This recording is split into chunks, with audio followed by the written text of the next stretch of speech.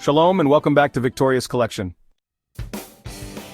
The word Easter originates from Eostre, an Anglo-Saxon goddess of spring and fertility. The Venerable Bede documented her association with the month of Eostre Monat, which aligns with the timing of the Christian Easter. The themes of spring and rebirth connected to Eostre parallel the Christian celebration of resurrection. While the Eostre origin is the primary understanding, some propose an alternative derivation from the Latin in albus. The early Christian church frequently adopted pagan names and customs, as seen with Christmas and the winter solstice. Many contemporary Easter traditions, such as eggs and rabbits, have roots in ancient fertility rites. Please like, share, and subscribe. Bunnies don't lay eggs. Easter baskets, coloring hard-boiled eggs, and Easter egg hunts have nothing to do with Yahweh's son, Yahusha. Nowhere in Scripture are we told to do these things. Easter origins come from fertility gods, customs, and practices. Baal was a prominent male fertility god in Canaan. 1 Kings 18 recounts the famous contest between the prophet Elijah and the prophets of Baal, highlighting the Israelites' temptation to worship Baal for rain and fertile land. Asherah, often associated with Baal, was a Canaanite mother goddess whose symbols included wooden poles or trees. In Judges chapter 6 verses 25 to 26, God commands Gideon to cut down the altar of Baal and the Asherah pole beside it. Molech was particularly associated with child sacrifice. Leviticus chapter 18 verse 21 explicitly forbids offering children to Molech, showing that this was a practice among neighboring peoples which the Israelites were warned against.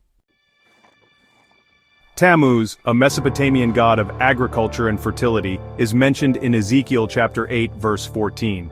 The prophet Ezekiel sees women weeping for Tammuz in the temple in Jerusalem, illustrating the syncretism that sometimes occurred in Israelite religious practices.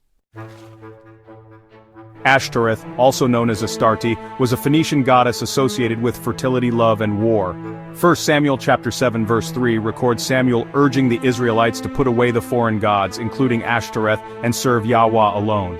These scriptures highlight the tension between the monotheistic worship of Yahweh and the polytheistic practices of the Canaanites, where fertility played a central role in their religious beliefs and rituals. The biblical narrative often portrays the worship of these fertility gods as idolatry that led the Israelites astray. This is why you shouldn't, in 2025, still be celebrating Easter. It has nothing to do with Yahweh, it's pagan. Passover, the Feast of Unleavened Bread, and First Fruits are in the Bible, found in Leviticus. The word Easter is only mentioned once in Scripture, and it had nothing to do with Yahweh. It was a custom practiced by heathen, non-Israelite nations. When you translate that word, it means Passover. Easter's origins are multifaceted, blending Christian religious significance with pagan traditions.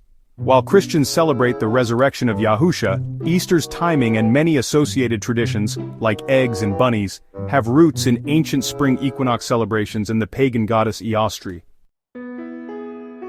The word Easter may derive from the Anglo-Saxon goddess Eostre, who was associated with spring and fertility.